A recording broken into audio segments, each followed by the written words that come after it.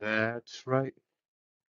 Introverts outside wisdom meeting in Newport News. That's what I'm calling this. And can y'all guess? What's up, Chris? I'm gonna switch up my little microphone here. I think I probably sound better with this thing on here. I'm gonna invite you up for a moment and change this up.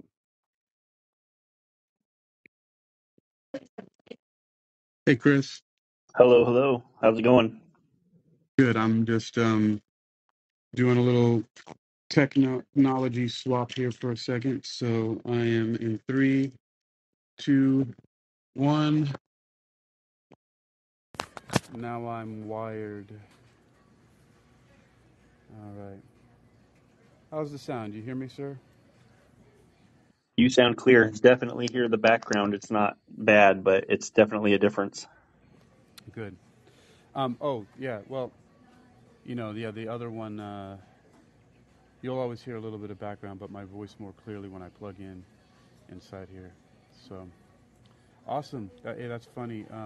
Hello, Sister Crystal. How you doing with the Sister Crystal show? I was just over. Did you listen to any of what Cecilia Grace was talking about over there? Infinite Possibilities by Mike Dooley, Chapter 12. Just a little bit. I was reading something, and so I had to turn it off for a little bit so I could concentrate on what I was reading. Oh yeah, what were you reading? A magazine you might be familiar with. Was it the New Scientist one? It was the New Scientist one, yeah. What did you read from there particularly? Well, my intent was to concentrate on the AI stuff, but because I'm me, I quickly went down a rabbit hole in literally every piece in the first like 5 pages, and then realized that I didn't finish reading the AI stuff. Yeah, I actually have a copy of it in my hands right now. So the first article looks like AI-powered propaganda, huh? Yeah, I was looking at that because I feel like it really like immediately hits on what we were talking about. Yeah, you mean like in also in because it reminds me when I looked at that, the first thing that came to mind was the book that you had suggested, which was Quantum Bullshit. Yeah, which I totally realized I have a copy of it in my backpack. Oh, do you? That's awesome. Yeah, I could have shown it to you. Nice. So, yeah, I am sitting back at the bookstore that we went to go hang out in for a little bit, and I grabbed two of the magazines that were there because I don't normally look at a lot of magazines. So I got that New Scientist special issue, Living with AI, and the Skeptical Yes, Inquirer. The interesting. It says the ideological subversion of science.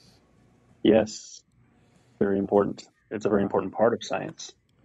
So that is interesting. And what tripped me out when I was looking at it, the first thing I saw in there was a picture of Alex Jones, Yep, and yep.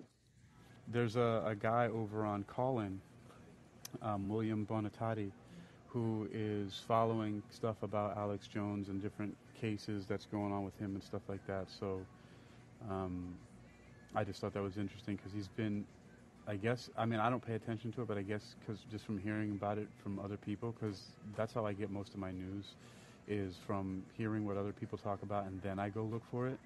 And then of Yeah, course sometimes when I go to search on Google, when you first go there, there's a bunch of articles and stuff, so I kind of inadvertently see some of that stuff, and some of it's it's interesting, so I pay attention to it yep. sometimes. Alex Jones is a very good example of one, how to do skepticism incorrectly, and two, a big piece of crap. How how do you do skepticism incorrectly? Well, so skepticism is healthy, right? Asking questions is healthy, but not having an understanding of the fundamentals, you know, and continuing to ask questions because you don't understand the answer versus the answer isn't correct. Does that make sense? Yeah. So when you have a lack of evidence, you ask questions. But when you have well-founded as evidence that is beyond question by anybody who's spent any actual amount of time being an expert in that field, Yeah. then it's no longer necessarily appropriate to ask the same kinds of questions. Does that make sense? Yeah. Yeah, it does make sense. So, so say that again, because I like that wording. So, it's no longer appropriate to ask the same amount of questions under what circumstances? Right. So once you have, let's talk about gravity as an example, right? Yeah. Gravity is a thing. We know it's a thing. You can still ask questions, but the questions that you're going to ask about gravity today are not the same questions that you would ask, 500 years ago about gravity. So Right. if you are living today and you are asking those same questions they were asking 500 years ago, that's fine. But when you get those answers, you need to catch up to the rest of us. If you stomp your feet and maintain that the answers to those questions aren't valid because you don't understand them, that's not skepticism, that's denialism. Mm. Denialism. That's. Right. Why do you think there's so much denial in? Is it You cognitive know, dissonance? that's a really good light way to say it briefly. I think it's incredibly complex. I think it all comes out to some form of that. I think we all have our own worldviews. We all have our own belief systems. When we have things that come out that challenge those things, we fight back. I mean, what's the Dunning-Kruger? Like all of these things that they all play in, I think. And really what it comes down to, you add on to that too, like our concepts that we have in our society of not wanting to be wrong. Like we don't want to be wrong so hard that we'd rather be wrong and pretend we're right than just acknowledge we were wrong and learn the right answers. Hmm. Hey, Chris, just a random question. Would it be appropriate to call you a NASA scientist? Um, yes and no. Right now, my current role is as a project manager, which I just took, so I'm not technically acting for NASA in the role of a science right now. But I am a scientist. I do have a science degree. I do work for NASA. I have done science things for NASA in the past. So, Okay. it's depending on how you look at it. But if you looked at my role right now, as of last December, I'm a project Right. manager. So, if I was gonna write some like little description, I could say something like scientist and NASA project manager, because like Yeah, scientist is something that you do or that you're trained in, but you're not currently doing that for NASA. You're a project manager with NASA. that's correct. Yes. Okay. Because I think that if I And were to write something and be like NASA project manager and scientist, it would be suggestive that you are a scientist currently at NASA, but more appropriately if I put scientist and NASA project manager, right? Would be better. yeah, exactly. Okay. You nailed it exactly. I like to be transparent with people, right? So I have published, physics research. I am a scientist, but I have not done science for NASA in a while. I was a Yeah. systems engineer for quite a long time too. But I think that's something that you'll find amongst a lot of the sciences in like STEM is you'll see they cross fields a lot. Sometimes they'll be acting in the role of an engineer, sometimes as a science researcher, sometimes in my case as a project manager. And then even later on, you'll see them get into like leaderships, right? Like directing, like a mission directorate for NASA, stuff like that. Yeah. Just depends on where you want to go. I like to experience all the different parts. I don't know where I'm going to end up, for the rest of my life, but project management isn't my home, but it's where I'm at right now, just to learn more stuff and how things work. Nice. Um, and what? So some people don't know, but we met up today in Newport News, so in Virginia, not too far from where I live in Virginia Beach. What actually brought you here to this part of town? So let's see, last November or so, NASA created a new program called NASA Next, and it's a mid-level leadership development. So in realm of like pay grades to give you an idea where people are. So it's for GS-13s and GS-14s, with GS-15 being the maximum. So it's that range of people that they're targeting. And it was a new project, and they were only selecting 60 people, and I put in for it, and I was lucky enough to be selected. And so for 8 months, essentially, we just do a whole bunch of training on just leadership development, kind of interpersonal skills, self-development, learning about NASA as an agency, what they call the ECQs, the tenements for higher level leadership, right? Because NASA has a very interesting kind of parallel mode of leadership. And not to get too deep into that, but on one side you've got the centers and the center leadership, and then on the other side you have mission directorates, and those are the people who basically all of the different projects for NASA fall under one of those mission directorates. So they lead those missions and those research. And so as we get older in our careers and we're looking at moving potentially into those higher level positions, we do programs like this to kind of help develop us to be ready for those. So I am here because I am doing my second module in this program at Langley starting tomorrow. And so I'll be here for a week learning different stuff about Langley and with my cohort learning stuff. So yeah, I just happened to end up being this center. And I knew you were around this area, so I thought I'd reach out to you to see if we could tag up. Yeah. I'm glad that you did because, I'm a big fan of and researcher of so many things science.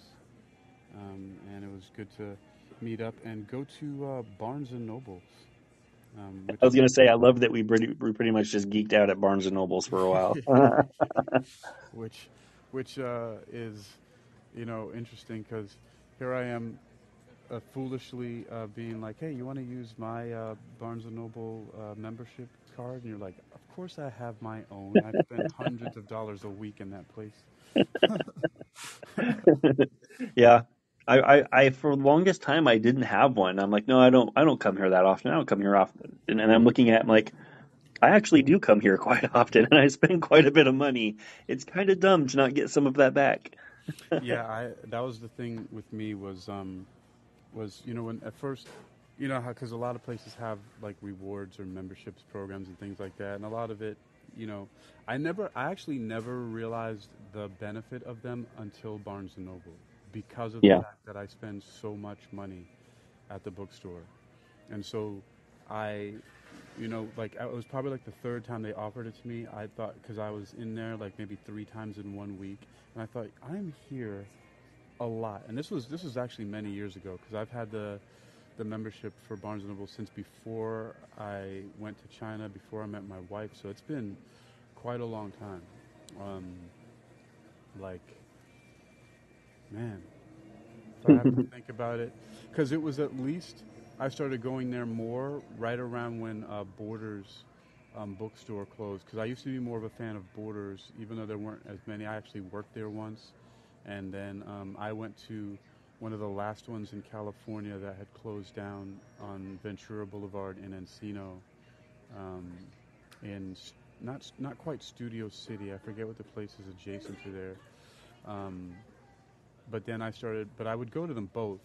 But then I started, of course, hitting up Barnes and Nobles more once they closed down. And I think that was probably around like 2008, something like that. I don't Yep. know, maybe a little bit Yeah, before it's that. kind of sad the direction that bookstores kind of went. I feel like I always loved going to bookstores, but Barnes and Nobles is a great store. I think it was funny because I think it was about a year ago I let my membership lapse. So I'm like, you know what? I don't need to do that. I don't need to be spending that much money there all the time. Then my wife went in and then went to use my membership and saw that it just expired. And so she re-upped it and then made it the gold one too. So she came back, Yeah, she's like, oh, just so you know, I redid your membership and I put it on the gold one because you spent a lot of money there. I'm like, oh, well, I yeah. guess that's permission then. It's. I mean, it totally is worth it. I mean, you could hardly get out of the place without spending money on something. I mean, like I know. I feel like both of us were in there just. Ah, my God, it took me so much self control not to come out with something else. Yeah. And you, And that's what I kept saying. I'm like, anything I buy, I have to fit into a bag and go on an airplane. So I'm like, don't buy anything, don't buy anything, don't buy anything. I got magazines, so. and yes, and as a testament, everybody, like I know Cecilia knows this too from being in my car, but I picked up Christopher from the hotel here in Newport News, and I had to move. Normally, Chris, my front seat is occupied with all those books you saw, which literally covered my entire back seat and the floorboards. I don't know if you saw that, but there were two backpacks Yeah. on the floor behind the seats, and it's just all books. There's something about the physical quality of books. I mean, I have a Nook reader, and there's Yeah. hundreds of books on there, but I just something about having the physical ones at hand. Yep. I just had to build yet another new bookshelf in my office for books to go on. And I'm planning on staining them to make them look nice, but I couldn't wait for them to like get stained and dried. So I put everything up, put my books on it. I'm taking like one shelf off at a time to stain it. Otherwise, my entire floor was just stacks of books that I had to like maneuver around. Mm.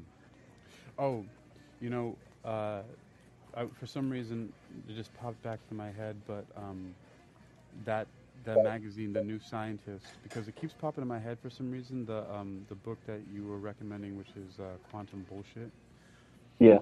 and just the similarities between that and the first um, article, like the leader article in The New Scientist, AI-powered propaganda. When you were reading that, did you Yes. see any similarities? Because I haven't looked at the book that you were suggesting, but did you see any Definitely similarities? similar, right? Similar in scope to the concept. What I found interesting was how much this legitimately like paralleled what we were very specifically talking about in what AI is and what its actual dangers are versus what everybody's scared of, at Hmm. least as it stands currently. I mean, they've got the highlighted part there that said AI's ability to amplify the spread of false information is in danger of being overlooked, and I think that that's incredibly accurate. Hmm. Yeah, that's really important. But I mean, because that's already up. See, that's one thing about AI. Maybe people don't realize, except for a few people I know who talked about being prompt engineers. Hmm. Andrew Raquel, I think, may be onto it, but I'm not sure. I have to talk to her. But that whole idea, AI's ability to amplify the spread of false information, is in danger of being overlooked because, as a prompt engineer, or at least if you're doing it correctly, you should know that AI simply is being prompted and is spurned on by humans. It's not doing anything by itself except compiling Right. and abbreviating information. So only what you feed into it. So if you're feeding into it false information of your own, which most people Right. do, right? Which most people have a lot of false information running around their heads. All the AI is going to do is be prompted by that, and because it gets spit out by artificial intelligence, the danger of being overlooked, I think, is because people are thinking, "Oh, AI is so smart; it would never put out false information," but it's only amplifying the false information to There's put no into it. fact checking built in Right, any way, shape, or form to how generative AI works at all. right. It's simply a consolidation and summarizing of whatever data that it is compiling, essentially. Like a calculator can't do anything more with anything except the the the quantities Right. you put into it. That's it. And it's interesting in both physics and when I was a phlebotomist working in the lab, they both had the exact same saying, which is garbage in, garbage out. Yep, ego. But yes, But that's the thing. I mean, you can't get anything out of it. It's not yet hmm, thinking for itself. What about the quantum bullshit? I need to. We didn't see that book in the bookstore, but I'm gonna see if I can get my hands on that. yeah, my intent is to do something that I'm calling the Mindful Scientist, where we just kind of discuss like a book. And I've been struggling with my schedule. I was going to do it like every week, whatever. Now I'm looking at like maybe once a month. But that's the first book that I'm doing. And essentially, what it is, it does teach a little bit of quantum physics at a like a really low level, like that you don't have to have a background in science to understand. But the primary goal of it is really to kind of poke fun at, but also maybe inform people of the existence of how much just BS is out there, that utilize terms like quantum or stuff like that in how they discuss whatever, stuff that they're doing to make it sound real and legitimate. The biggest thing is like quantum energy. Right. And the cornerstone of quantum is literally just the smallest part of. That's what quantum Right. means. The very Yeah. smallest part of. It's the idea that energy it's not In flowing discrete in all. packets. It's right. It's discrete, right? It's in small discrete amounts, and that is by itself like the fundamental understanding of what quantum is. Yeah. And so when you start listening to people describe what they're doing in that way with that understanding, you very quickly realize how full of crap they are. Right. So, I'm going to look it up and make sure that I have it here, but in 2004, one of the things that made people start using those terms really popular was there was a film that came out that had a lot of quantum physicists in it, like theoretical physicists. It was called What the Hmm. Bleep Do We Know? Have you heard of that? I have not.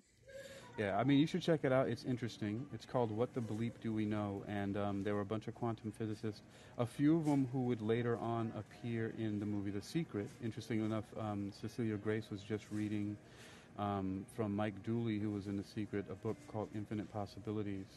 Um, and but a few of those same guys that were in The Secret and featured in The Secret book were in What the Bleep Do We Know, which came out 2 years before that. I believe The Secret was Hmm. 2006, and What the Bleep Do We Know was 2004. But yeah, on September 13th in 2008, I published something called Quantum Hypnosis, right? And so I Hmm. even got on the bandwagon with that, but I made sure that my definition was closer to what a quantum means, which is a discrete package, right? To Right. simplify it. Um, and I wrote in that, it says, yeah, it was September 13th, 2008. Wow, that's coming up here. We're just a month away from that. So this is the hell year are we in? This is almost 15 years old. But it says this is really a redundant way of reintroducing hypnosis. It is a reminder of what hypnosis already is for the 21st century life, so called. It is a presupposition with some spin, if you will. So I even admitted there that it's with a spin, right? Because it's Right. using the word quantum. As if we need a reminder, we are so entrenched daily in hypnosis from our environment.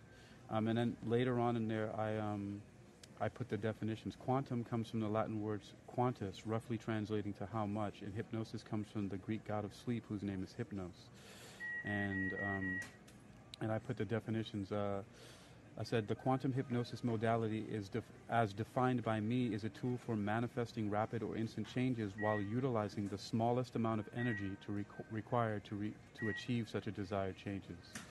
Hmm. So, if using that definition, I know, like again, it's sensationalism, it's kind of a little bit of clickbait that I was using for the article, but by that definition, the quantum hypnosis modality, as defined by me, is a tool for manifesting rapid or instant changes while utilizing the smallest amount of energy required to achieve such desired changes. Do you think that would be an apt description of quantum? So I think that what happens there, well, let me ask you this Yeah, question first before I answer that. So when you composed that, when you wrote that 15 years ago, was your intent to legitimately utilize that as to kind of, as you said, clickbait, or were you trying to legitimately define something that you were doing? a little bit of both. I mean, I knew that it was clickbaity just in the essence of what it was because that everybody was using that term and throwing it around. But I was Sure. really attempting to understand about how to use the smallest amount of energy, or um, basically not trying too hard, basically Right. to change behavior. So using the So least common amount, the least amount that's possible to make the change. I think where it comes into complication is by itself, energy is already in my opinion, one of the most overused and misused terms across everything, just because of the connection that people make. So energy has a very different definition if you're talking physics Yeah. versus if you're talking in like the layman's terms. And I think what happens is people use quantum because it sounds cool, and then they use that energy in layman's terms, but try to treat it like a physical property, and that happens a Mm, lot. So I would say in this particular case is I think you're using the definition of quantum in general correctly, yeah. but the energy part, you're really talking about a different energy than what quantum energy would be. Sure. And so in that realm, I think that it's not exactly accurate. Well, in quantum, then let's explain. Let's talk about that. Let's clarify that. What is the definition of in quantum energy? So Let's. energy is an actual term. It's a measurement of work, correct? Like an Yes, actual physical quantity of a physical term called work. How much it takes to move something. It's measurable, right? like a But a Newton, for lot of example, times, right? correct. Yeah. So, well, Newton is a measurement of force, but yes. Uh, so joules, right? Joules is a measurement of energy, or There you or go. calories.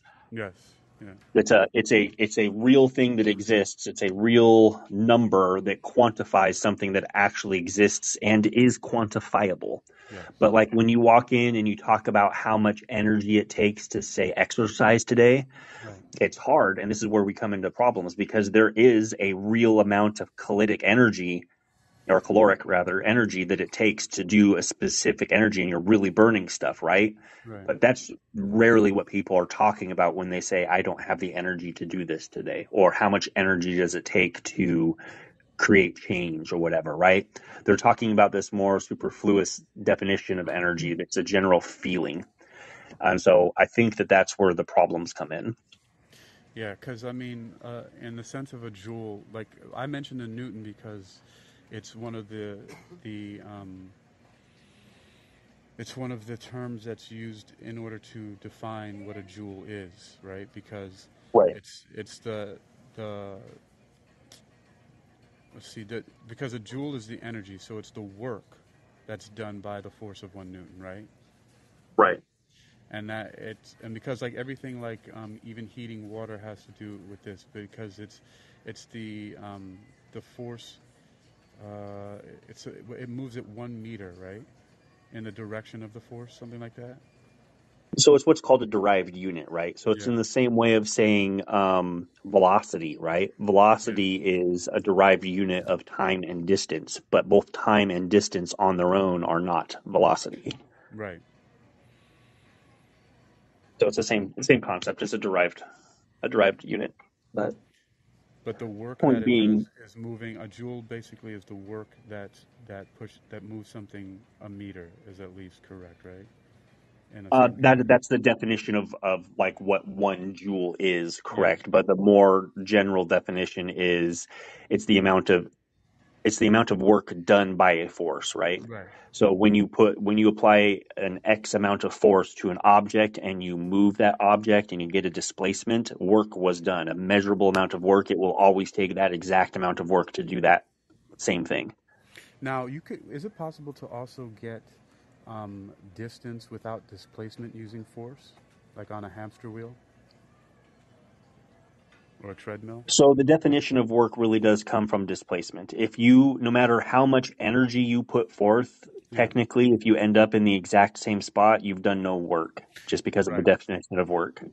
Right. Because that's because it has to move 1 meter in the direction of the action of force, right? So that has to have the vector of a Well, direction in order for it to it's work. like the difference between the final work done and instantaneous work done. If you Right. measure the amount of work at any point along that path, you have work. But because you ended in the same spot at the end, it's like average work is zero, Hmm. Yeah, or that's why total work, I should say, zero. But it's because it's a vector. So you've moved it yeah. to the right 5, and then you moved it to the left 5. Just super simplistic. So your value is +5 and -5, so your total is zero. Yeah. That's why I really love like the simplest thing of kinematics. Like that's the first Mhm. thing you learn is distance versus displacement in physics, which is and interesting because you know so many of the laws in physics can actually be applied if you wanted to look at it this way for like different things in like psychology or human nature and philosophy. You know, like how a lot of people say that I feel stuck, like I'm going nowhere, like I'm putting out all this energy, but I'm going nowhere. That's like, that's distance rather than displacement, right? Where they feel like I'm doing all this stuff, but I'm not going anywhere in life, right? Whereas, you know, where somebody might say, now I'm getting somewhere since I've applied these, you know, skills, and that would be like Right. displacement, or like even Newton's It's laws, like that. I Yeah. think it's important to recognize, though, that those are still analogies, and we make those Of comparisons course. because we naturally understand the physical world that we live in at the extent that we work. Right? You can talk to anybody, and they might not be able to give you the formulas of throwing a ball and calculate the speed. And yet, if you hold a ball out and you drop it in front of them, most people can catch it without even thinking because their bodies are just naturally doing that. They're accounting for that velocity of its falling, the gravity, all of it, because we live it every day. We know that. It makes sense to us. Now, I tricked you into something here because you talked about this earlier. I'm glad that we got around to this because you were talking earlier about how people can naturally understand, right, more than they believe that they can. as far as Oh when it yes, comes to 100%. when it comes down to math and science and physics and these things, people kind of throw their hands up and say, I'm not smart enough for this, or I don't want to learn Hmm. this because what can you say a little bit more about that? Oh yeah, I think that, well, like we were talking about with why people like push back on things they don't agree with. It's complex, and I think a lot of it comes rooted to this idea of fearing to fail. We ridicule people when they fail. We make fun of them when they're wrong. So when something's hard, one, some people are legitimately lazy, but I don't believe most people are. I think most people just don't want to be wrong and deal with what happens and how society treats them when they are. So when you come across something that's complex, it's a lot easier to just say, "Oh no, that's too hard. I don't understand that," right? And then just leave it alone instead of actually doing the work. And like I was telling you, like the difference between me and somebody off the street and talking about the things that I talk about is that I just happen to have dedicated over 10 years of my life to these subjects, right? That's the only reason why I know more. It's not necessarily because I'm smarter. It's not because they're not smart. It's because I made a choice to dedicate 10 years of my life to this, and they just happen to have not. They dedicated that time to something else that they probably know way more about than I do. Absolutely. I totally agree with that because it's something I attempt to share when anybody asks. They tell me that I'm so much better at this or I'm smart and that. It's like, it's not about being smart. I know, like, for example, there was this huge um, myth that went on. I mean, at least when I was growing up in school, people would always talk about how Chinese students are so much smarter than American students, right? And on Yeah, the surface, it could look like that, I suppose. right. But I realized the reason why, and also the reason why I also had a certain edge over a lot of people with certain things, at least academically, and also experientially because of how my parents treated us in New York, where I grew up, and I went to elementary school and up until sixth grade.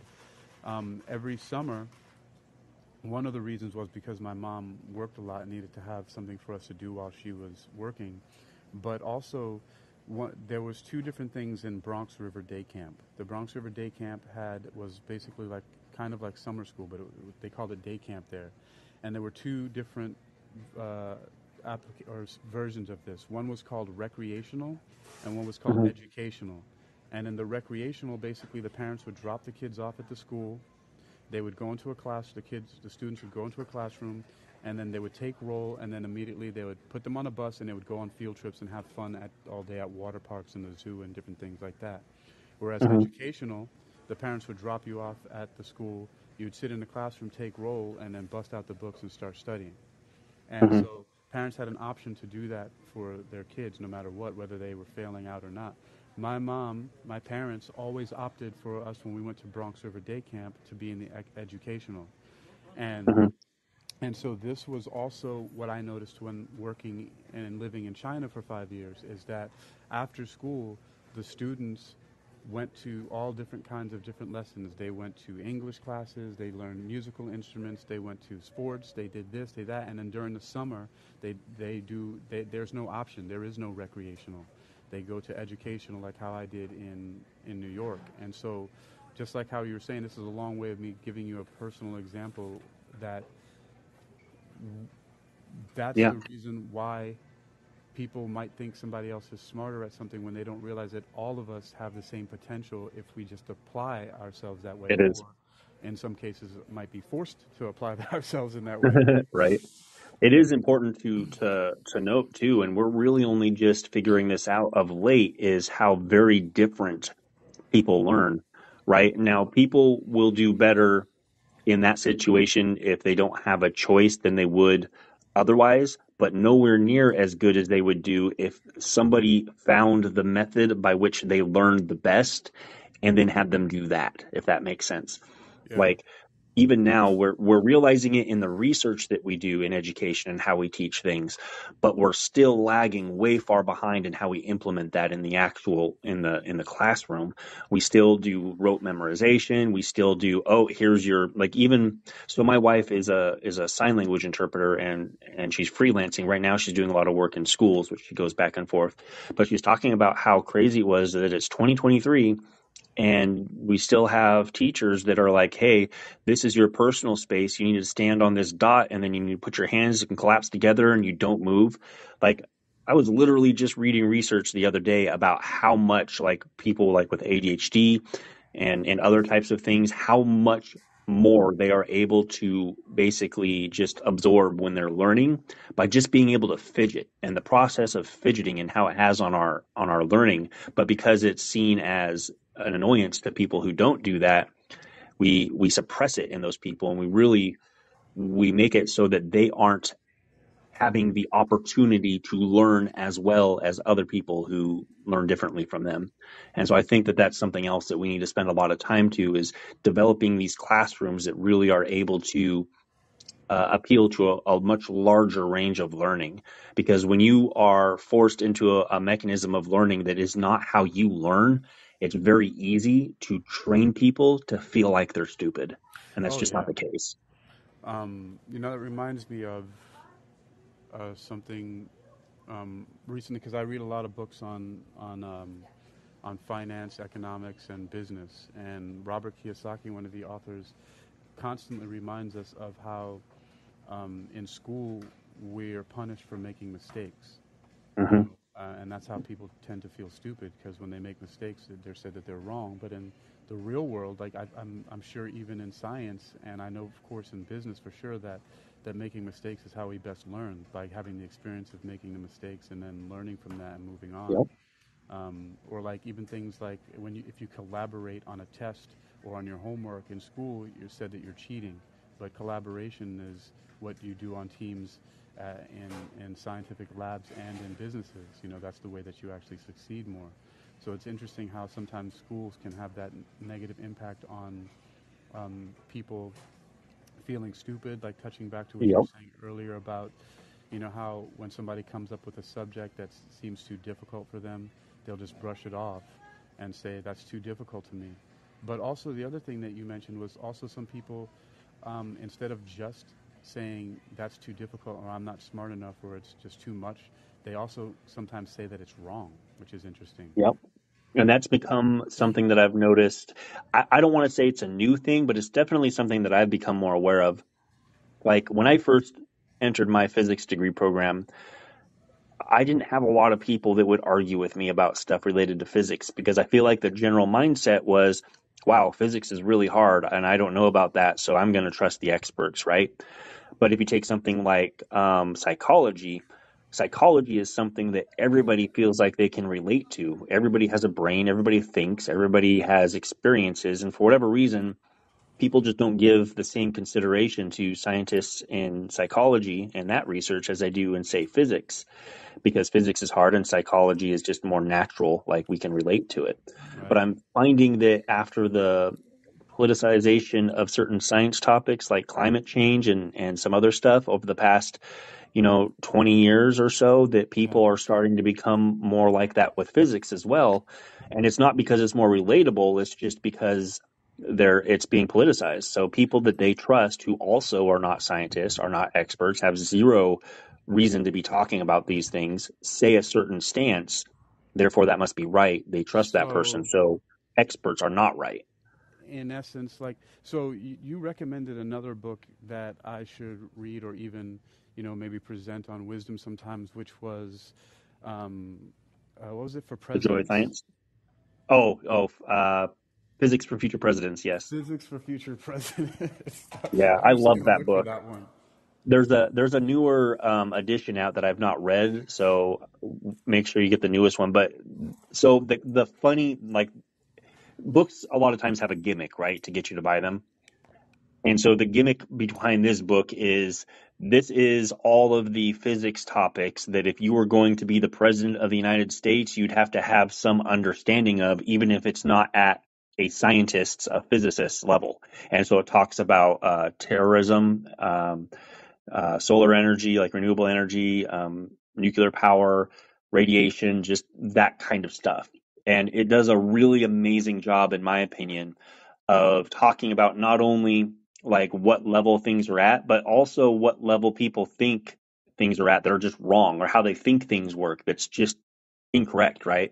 think you were reading a book sometime before about dirty bombs, and I got on there to talk about how we really don't have a realistic fear of dirty bombs, and the fact that one's never been used is kind of evidence of this, because dirty bombs aren't really worth the cost that they take, the time and the danger of putting one together for what you actually get, because what you get at the end of the day is really just a regular explosion that's got some radioactive dust spread. Right. You might condemn a building for a short time, but the actual effects of that radiation, anybody that's going to be affected by that radiation is already going to be probably dead from the Right. blast The itself. blast, because they're so close to the blast radius. But Right. yeah, that was it was a section, the introduction to a book called Radiation, and Hmm. the introduction was called the cesium bomb, Yeah. and it was about cesium 137 that was used inside of an MRI or no, a PET machine, I think, one of those, and Yeah. yeah, it's a great book. I feel like when you mentioned what was it, Physics for Future Presidents, right? Hmm. I feel like that book is very akin to that one because it really breaks down things in a super simple way to understand. Oh yeah. I mean, there's a few books that I would recommend people read if they wanted to get like a jump start on certain things in science, and that book on radiation is one of them. Radiation. One of the books by, I don't know if you saw how excited I got about seeing Richard P. Feynman's Six Easy Yeah. Steps, because I actually have those on recording, audio CD from the lectures he did. But his book called QED, which is for Mm. quantum electrodynamics, as you probably already know. Yep. Um, but just taking the time to read that, because it's a very small book, it's not very big at all. But it really gives a lot of insight into um, a lot of things in physics because it deals with, well, for one thing, it deals with, quantum of light, photons Hmm. mostly, and then electrons and their interactions. And his Feynman diagrams are also really intuitive and useful as well. Um, like if there's some books like that, QED by Richard P. Feynman, Radiation, which I have right here. Yep, by Robert Peter Gale, MD, and Eric Lax is another good one. I'm gonna have Yeah. to check out Physics for Future Presidents, Quantum Bullshit. Yeah. There's always more books, right? Always more books. But yeah, I think honestly, the two biggest things that I would want people to really understand that I feel like society as a whole doesn't is kind of combined. The first is how radiation works, because pretty much however you think radiation works, odds are you're wrong.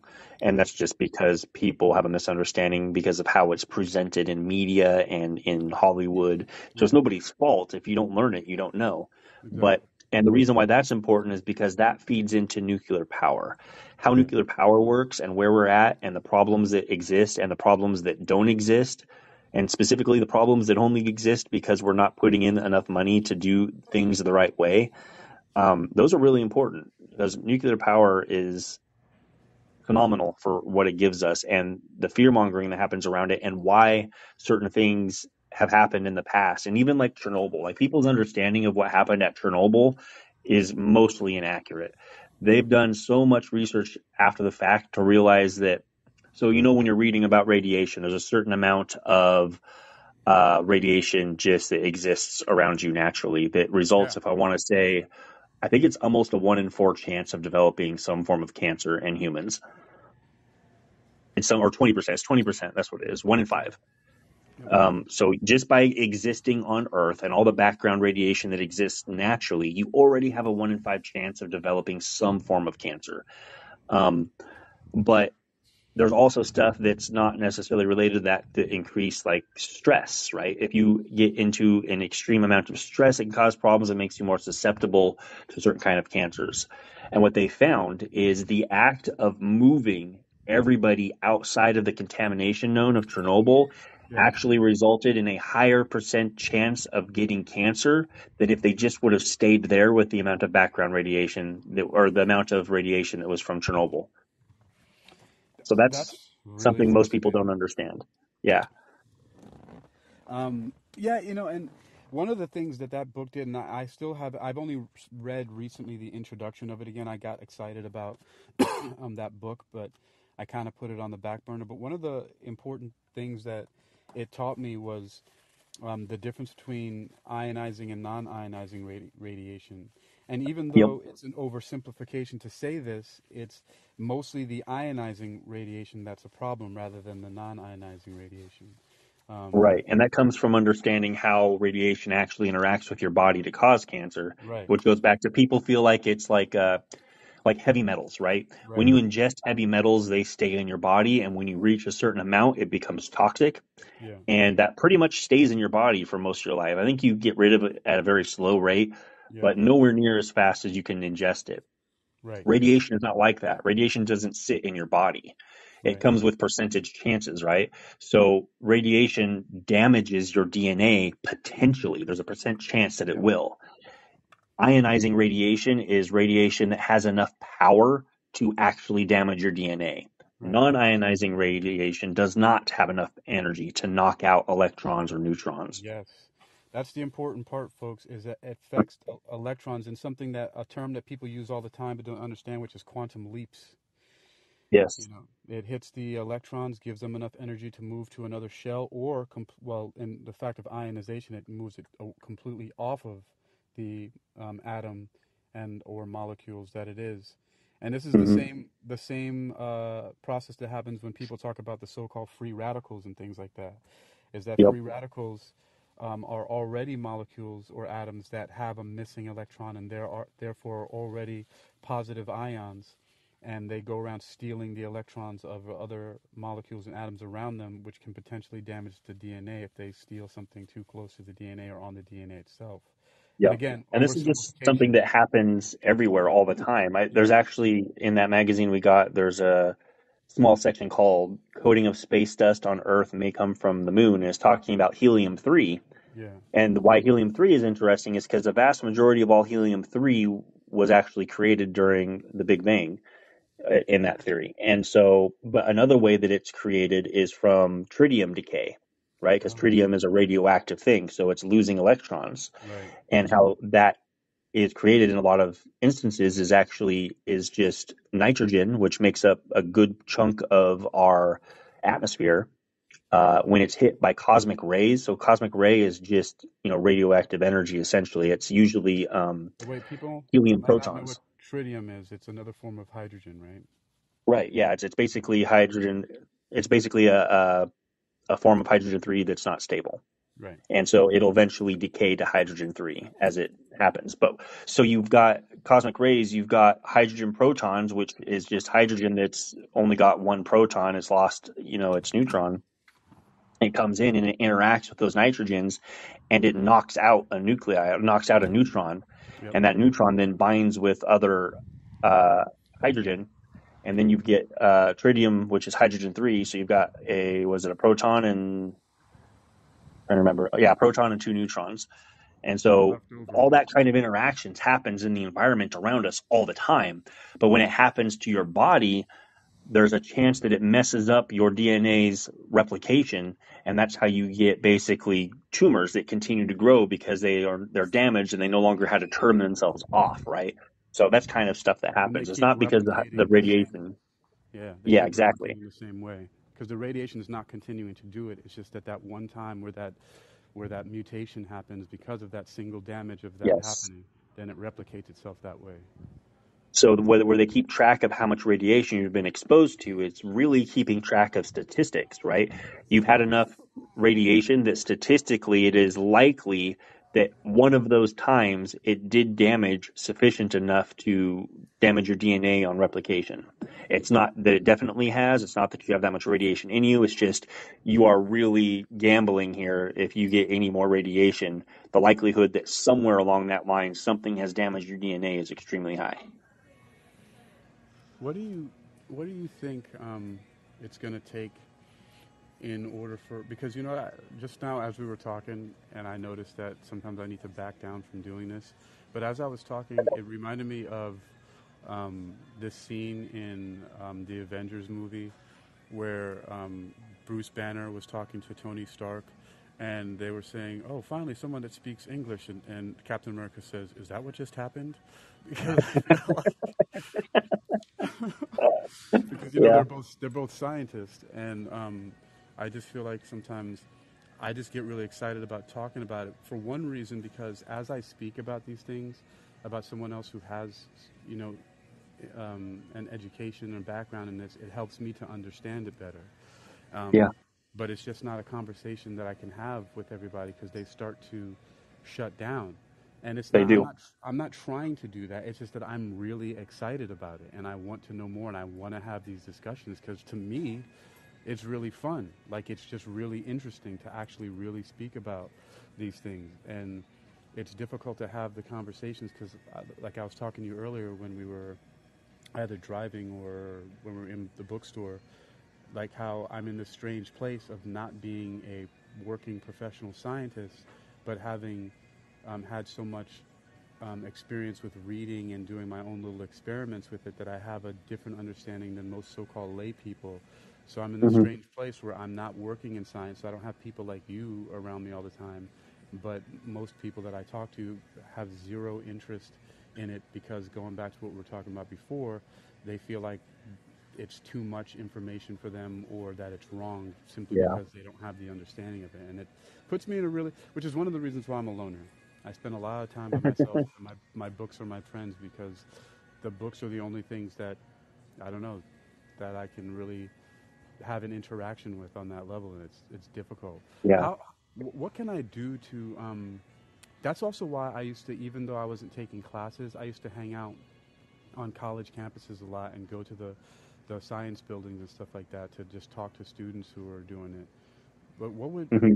what can I do to be like? Are there any organizations or places where I can meet more people where I can have these discussions and do things like that? Do you know of anything like that? Um, so I would recommend more by interest than necessarily, right? So, Mm-hmm. like, if you want to talk about rocketry and that kind of stuff, you can join amateur high-powered rocketry clubs Mm. and find people who will not only have the interest in rocketry, but because of the physics and the math and the engineering that go along with that personality, you'll likely be able to branch out from there. But most importantly, I don't know if they exist here, but they used to call them hacker groups. Now they're called maker groups. If you can Mm. find a maker group and get in there, I guarantee you'll be extremely happy with the level of conversations that you're able to have there. That's These are funny. all people who are a combination of people like me who are actual engineers and scientists, but Mm. also people like you who are not that by education, but are that by curiosity. And so they share that and they have those conversations and they teach each other how to do things. And so I would recommend everybody look for a local maker group or hacker group. Two things. Funny that you mentioned Rocket Group because as I was walking out the door, because I was at this same Barnes and Noble that we were hanging out in earlier yesterday, and at the front door they have those book annex stuff, and one of them is like how to build a rocket, and they have like a little mini rocket kit. And the first Oh, thing I that's thought cool. of was you, and I was looking, I was like, oh, that's interesting. Maybe I should get that because it has, and it has like basic rockets physics, basically, third law, um, but but also the hacker groups. Um, yeah, I gotta find one of those. Actually, what was funny, many years ago, I think around 2010, I actually got an invitation to. No, no, no, no, it wasn't. It was in 2016. I got an invitation to the American Chemical Society. Oh, Um, yeah.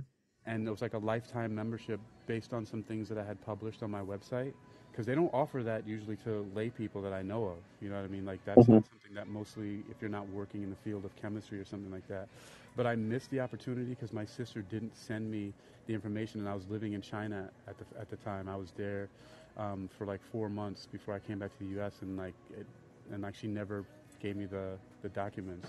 Or else I would have loved to be part of that. So now I just kind of follow them on Twitter Yeah. or X now. Those groups are great sources of information, but I don't think that they're of value to people if you're not a working professional in those areas, just because of how much those organizations cost to be a part of, right? Yeah. Like, so I'm a member of American Physical Society. and then International Council on Systems Engineering, and Mm. then now recently the Project Managers Institute. I am a member of those because those are my professions and they Right. provide a lot of stuff, and usually I can get my job to pay for them. But if I Yeah. were just interested in those items on my own, there's no way that I would pay for that. And that's where the power of these maker groups come in, because those are more like everyday people who just want to share and learn knowledge, and they have the knowledge, but it's definitely geared towards people who want to physically do things, right? It's called a maker group. Yep. Um, and if you've seen the magazine called Make Magazine, next time you go to Barnes and Nobles, you should look for one of those magazines.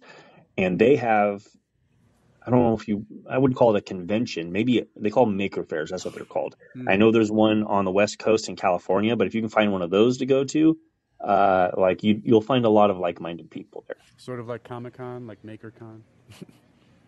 So that's why I was saying I don't want to call it a convention, because Comic Yeah. Con is definitely a convention. You go there to look at stuff and see people, Right. whereas like the Maker Fair is more like a fair where you are actively getting involved in these things that people are doing and learning stuff. So it's more interactive, I would say, than like a convention is.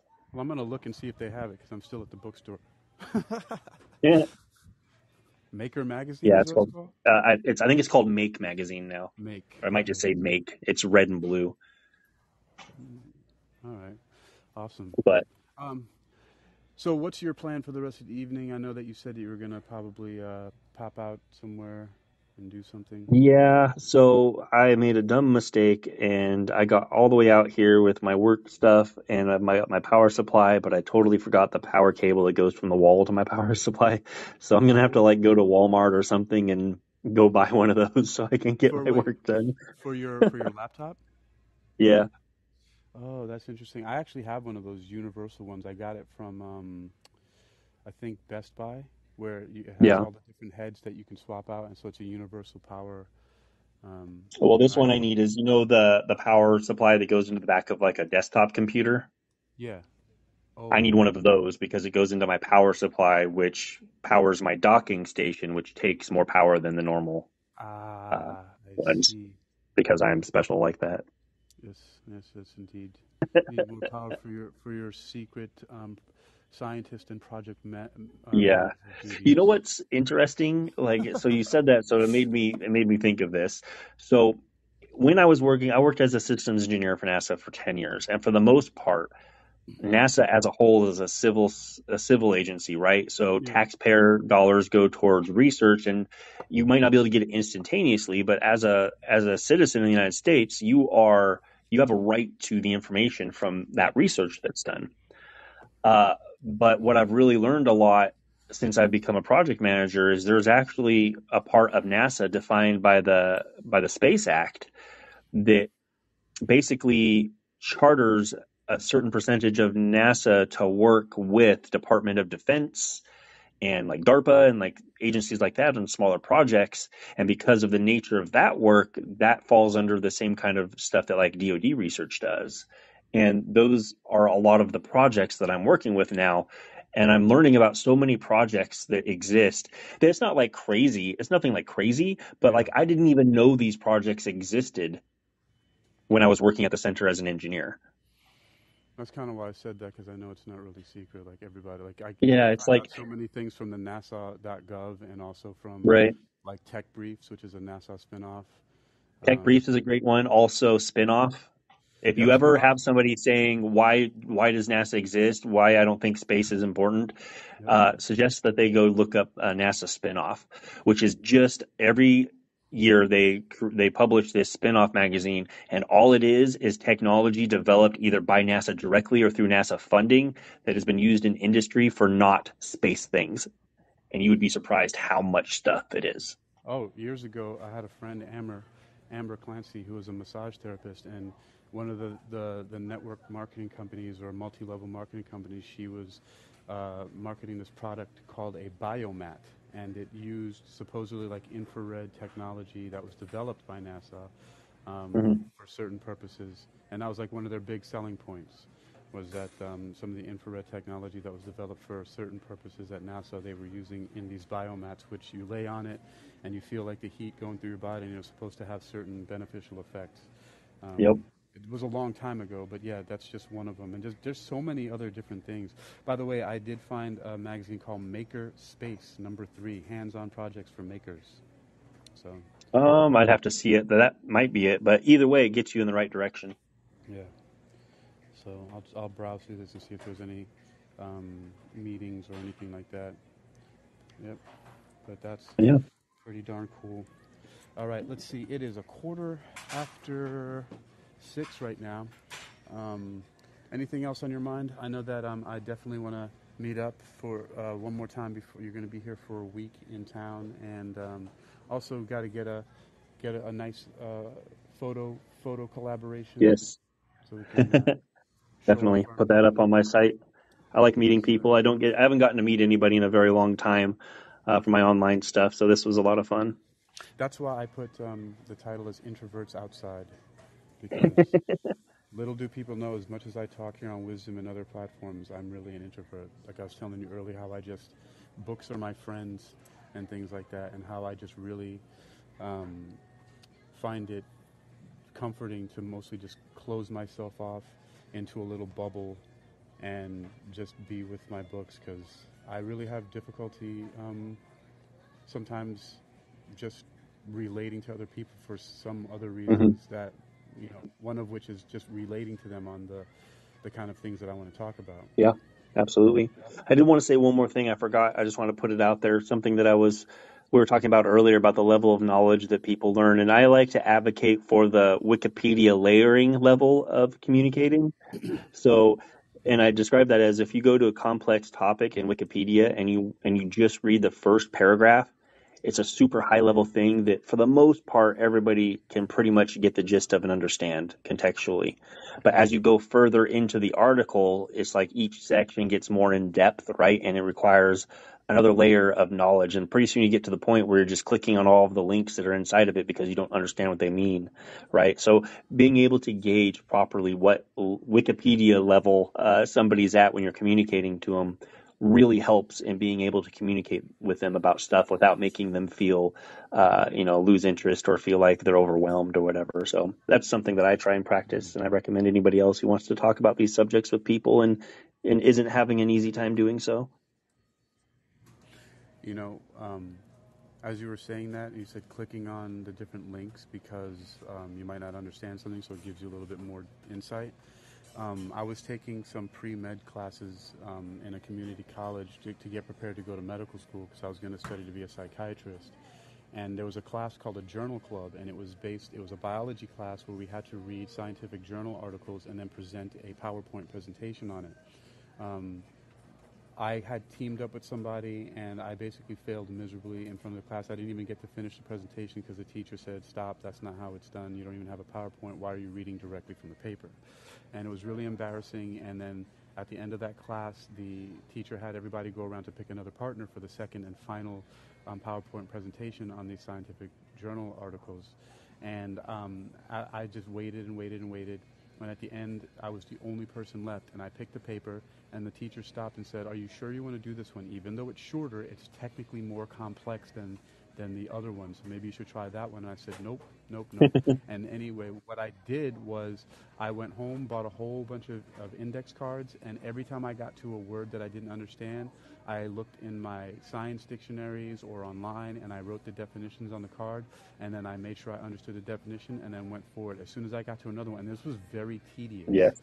I mean, there were so many things that I didn't understand, but I finally got to the end of the paper, went back to the class for the second presentation, and I blew everybody out of the water so well that I was up there presenting like a freaking expert, that people were even laughing at my jokes that I was making about like this little molecule that looked like it was a dude doing a backstroke and the magnification, and that people were coming up to me at the end of the class and like being like, "Dude, how did you do that? Like, that was amazing. Like, what's your background? Like, how did that transformation happen from flunking the first one to this?" And I got an A in the class and all that stuff like that, but it was simply because of doing stuff like that, just going through it and not going past anything that I didn't understand. Yeah, Um, absolutely.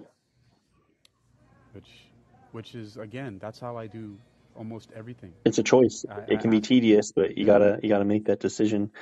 But real quick before we jump off there, I just want to throw out there, if anybody has asked me a question, apparently Wisdom app has this great new thing where Android app users can't access their questions anymore. So until that is fixed, I'm not ignoring you. I can't access them. So I apologize. Yep, I discovered that yesterday too on my Android device. I cannot access any of the questions, but on my, as I showed you earlier, Chris, that you can see them still on the iPhones. So I fortunately have two devices. Chris doesn't at this time. So Wisdom, hello, can we get those questions accessible back on our Androids? What happened? Right, please. That's my bread and butter. Yes. All right. But all right. Nice. Well, thank you, sir, for having me up here. Yeah, man. Thank you for making the time to visit with me while you're here. I appreciate that, and we're definitely going to meet up again one time at least before you go. Yeah, absolutely. All right, I'll catch you later. Always awesome. All right, brother. Stay well. Bye. Woohoo! All right, everybody. That was my little episode I called Introverts Outside, Wisdom Meeting in Newport News. That was Christopher Birkinbine, who is a project manager, a scientist and a project manager at NASA, but not a scientist at NASA currently, although he was a systems engineer previously for them. I got the pleasure of meeting him in Newport News in Virginia, where I live not too far from that in Virginia Beach, and I'd been traveling around all over Virginia for the past couple of months, going all the way out to Richmond and Heathsville and Newport News and Hampton and Norfolk, all those places in the Hampton Roads areas. Last night, actually, I drove down to North Carolina for the first time. I didn't realize how close it was to Chesapeake, and I drove down to the right place right at the border called Baycock and was there for a little bit. I think that's the name of the place. But good times, good fun. It's 6:23 right now here on the east coast of the United States in Newport News, where I'm at the Barnes & Noble's bookshop. And I got a lot of reading to do, and I got a lot of really cool stuff to present, so I'll be back on with that.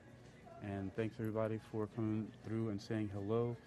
Tiona, Magnificent Aquarius, Immortal Zen, Jason Kinty, Terry, The Drunken Buddha, Zen Master, Cecilia Grace. It was awesome hearing you earlier today, finishing up Infinite Possibilities by Mike Dooley, Chapter 12.